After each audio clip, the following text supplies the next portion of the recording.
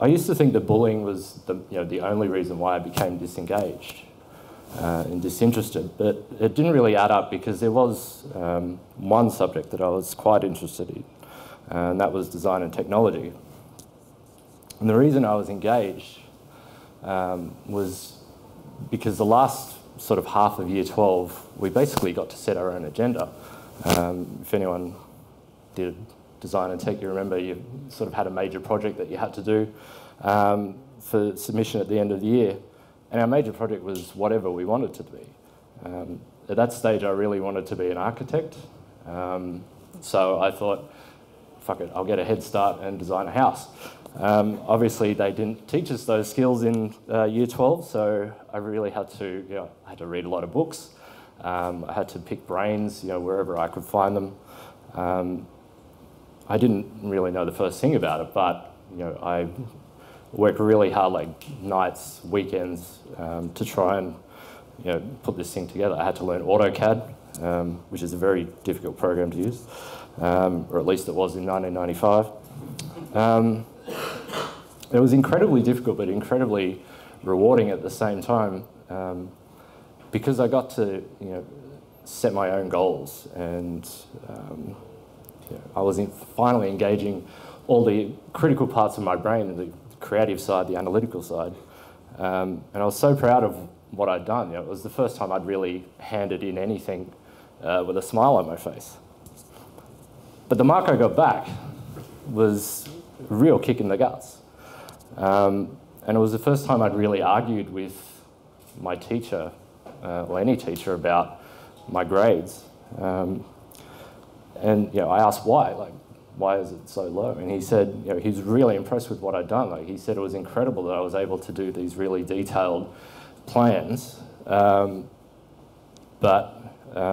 considering he didn't teach me any of those skills.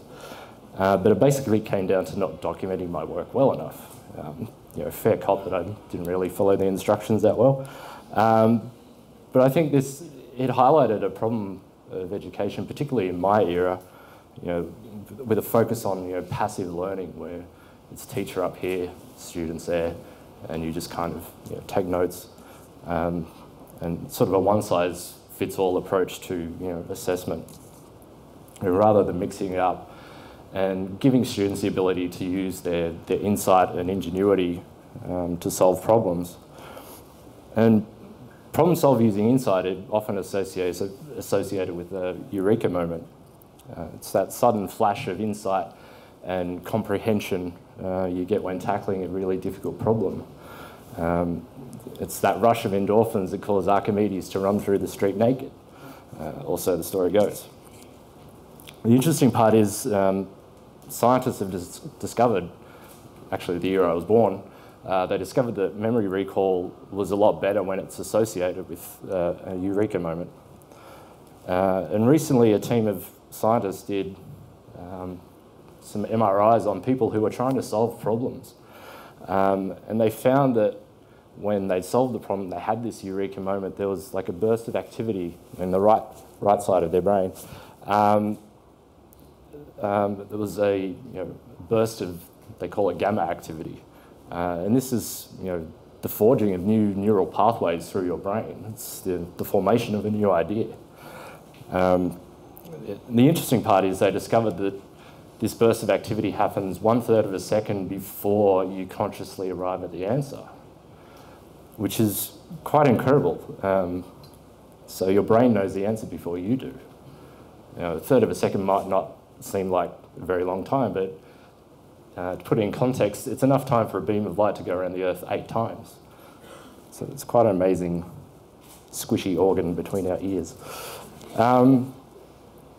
Really good example of an educational institution that uses this kind of insight-led, or insight-based learning is a French programming school called 42. This school is unique in that it has no teachers, no lessons, no tuition, none of that. And the 3-year course is centred around giving students increasingly difficult problems to solve with code, and they have to use the books, the internet, and each other to solve them.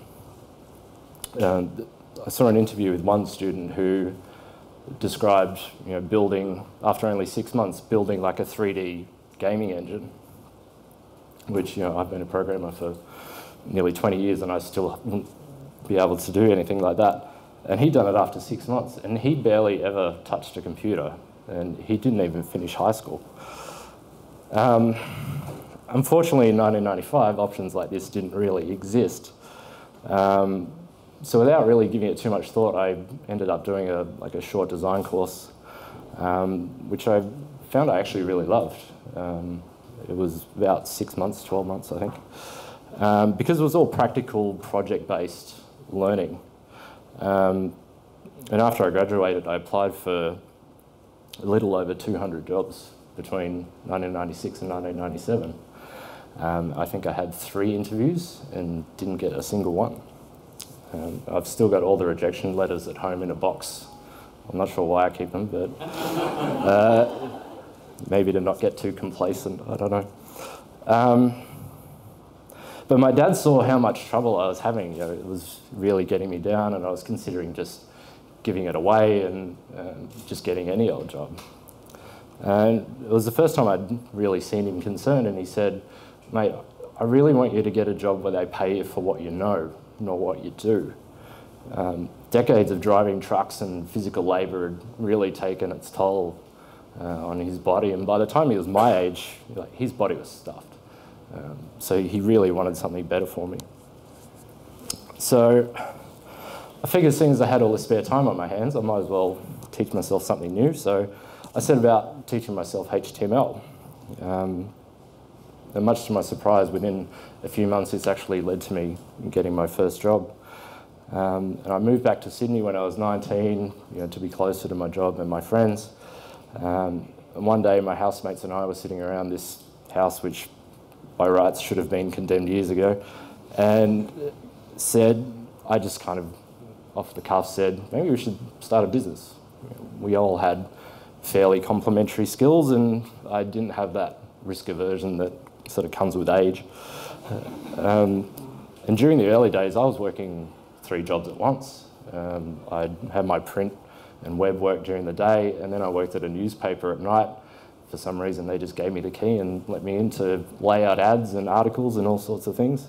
And then I'd come home at midnight and work for 3 or 4 hours, get up at 7 and do it all over again. We found increasingly clients were coming to us with more back-end heavy requests, and which was something I had little interest in and didn't really know how to do. But my housemate had the gift of the gab, and he was quite good at sort of overstating our capabilities. Never underestimate panic in the field of learning. So again, I found the best way to learn was by doing. Learning to code is a bit like learning woodwork. You learn woodwork one project at a time. You learn different tools, different techniques, different joints, that sort of thing. And people often ask me, how do I learn to code? Which is, it's a difficult question to answer because it's kind of the wrong question to ask. You don't ask, how do I woodwork? You ask things like, how do I make a table? How do I make a stool? That sort of thing. So if you start with that idea, with that goal, then the actual process of coding becomes quite a lot easier. And I found very quickly that my brain and my self-esteem was much more suited to programming than design. Design, as most of you will know, is very subjective, and you don't need a degree to critique it, especially when it comes to clients. But with programming, it's much more black and white. It works or it doesn't. And the only people who can critique what you've done are generally people that are much smarter than you and have had more experience. If only design was like that all the time. But I've always had a somewhat ambivalent relationship with coding. On one hand, it's hard. But on the other, it can be highly addictive because of those little eureka moments, that rush of endorphins when you solve a problem that you've had for like 2-3 days. And it turns out that being a programmer is a bit like being a gym junkie. Before London taxi drivers are given a license, they have to sit a test. This test is called the knowledge. And they have to memorise something like 25,000 streets of the Greater London area. And they have to be able to navigate without looking at a map or using GPS. And a team of neuroscientists actually studied a group of these guys for about 3 or 4 years. And they found that the part of the brain responsible for memory and spatial navigation, the hippocampus, was actually quite a lot bigger in these taxi drivers compared with other people of similar age and education. And they did a comparative study of bus drivers, and they found that their hippocampus didn't grow at all because they were doing the same routes every day. They didn't have to solve complex problems and that sort of thing. And much like taxi drivers, programmers have to remember a huge amount of information. They have to solve complex problems, and they have to navigate complex systems as well.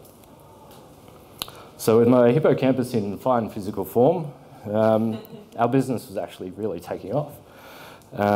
We'd managed to secure the wrong word, secure $500,000 in funding for a couple of products that I'd developed. And our team had grown from 3 or 4 to about 20. It was quite a surreal experience for this metalhead to be sitting in a room full of executives, bankers, lawyers, signing contracts for $250,000 in cash and $250,000 in stock. And obviously this was mid-2000, this was mid.com boom. But as we know, booms go bust. And despite having a lot of great mentors and great advice, we were just so inexperienced that we really couldn't weather the storm. Hardly anyone did back in those days. And shortly before Christmas, like literally just before Christmas, we had to tell everyone that they'd lost their jobs.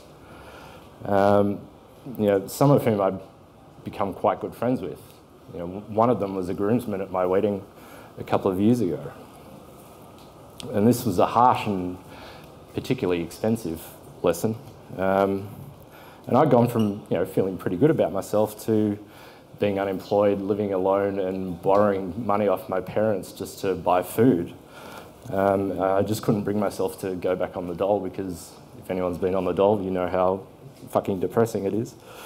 But I always tried to keep in mind something that our business mentor told us.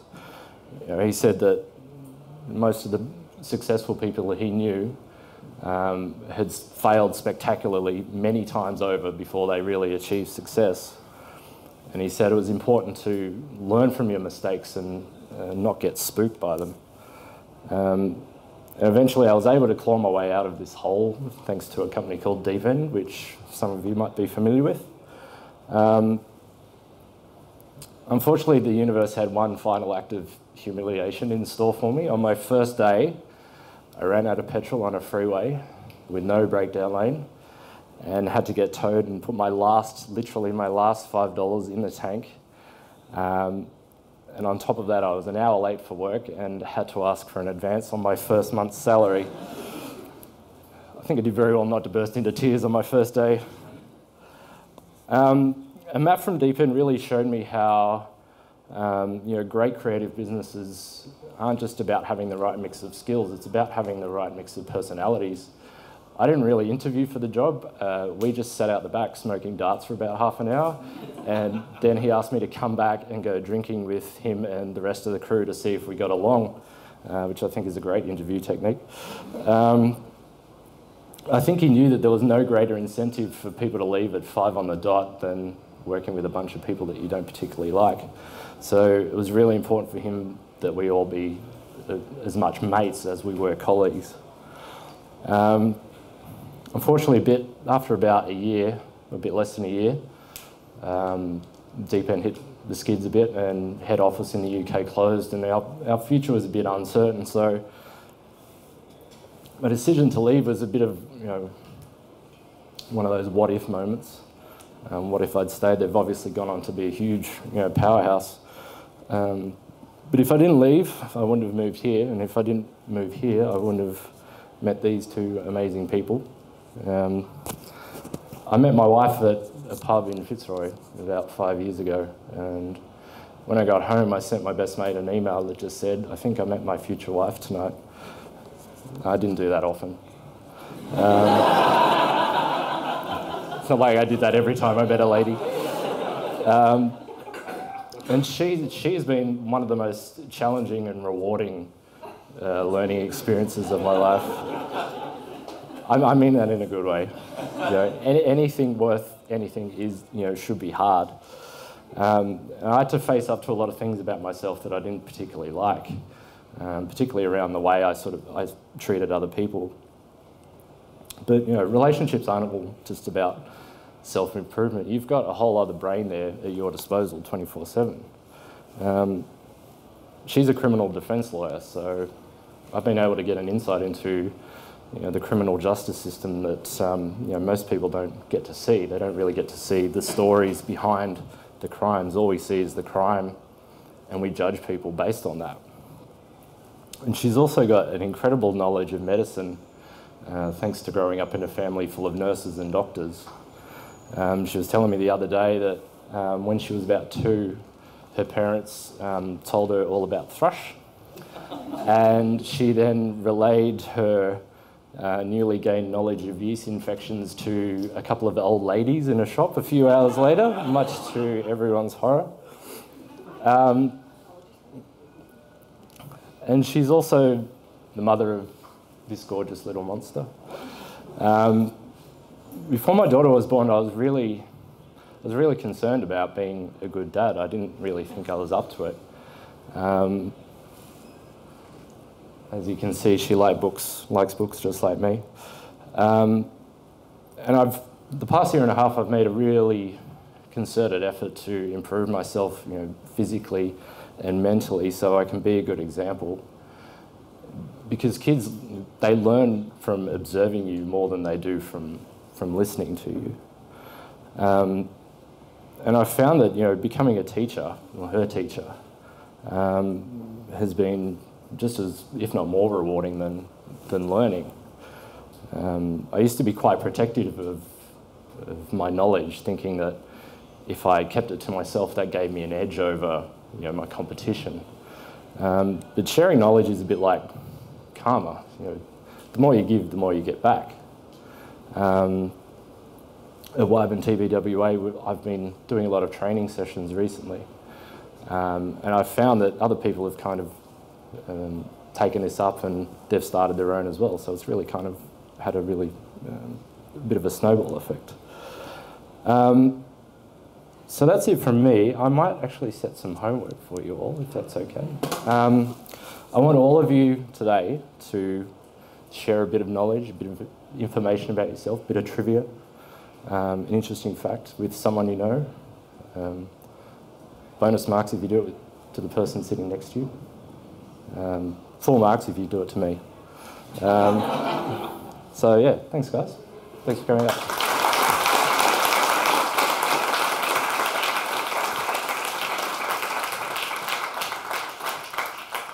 We have a few minutes for some Q&A if anyone wants to talk specifically about anything that David's covered or anything in relation to kind of coding or his work with TBWA or anything. Does anyone have anything? Anything? I know it's very warm. Yes? Are you working on anything cool at the moment? Yeah, I've been working on something for about 3 years that, on and off, that has been really frustrating. I'm working on it's hard to explain. It's an orchestral arrangement based on radioactivity. So I've got a whole bunch of Geiger counters at home, some of which broke when I moved, which was very expensive. And I'm using those to trigger different instruments and create this kind of ambient orchestral composition, I guess.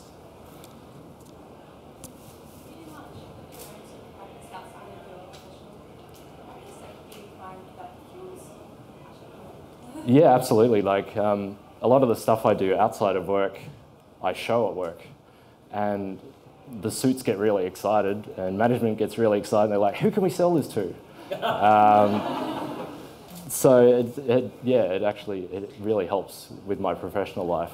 Obviously, having this little monster running around makes it difficult to get any spare time, but I've got 20 minutes on the train each morning and 20 minutes on the way home, so I do what I can. David, what's your opinion on kind of all the online platforms for kind of self-education and coding? Like, have you seen any success with those at all? I guess they were kind of late to the game as far as I was concerned. I'd sort of already learned by trial and error, and getting little bits of information here and there rather than doing like a full course. I think the Linda courses are quite good. I think we have them at TBWA. We've got full access to all the online courses, and some people I've spoken to have said they're quite good. Like Code Academy and those kind of things? Yeah, Code Academy as well. I've heard some good things about them. Yeah. Any other questions at all? Yep. Yeah. What emerging technologies are you kind of excited about? Ooh. I don't know, being so old, I really hate technology now. So I guess the stuff I'm most excited about is platforms like Arduino, open source electronic prototyping platforms are really exciting, because especially for kids, because kids are getting really involved in making stuff at a young age. I saw this kid on Jimmy Kimmel Live who was about 9 who'd built this like early detection fire warning system using an Arduino. Like, that's amazing. Like, I could never have done that when I was 9. I had an Armatron. Remember those? No, you might be a bit too young. They were sort of these primitive robots. But yeah, that's something I'm particularly excited about. Let's give another hand to David. Thanks very much. Thanks, mate.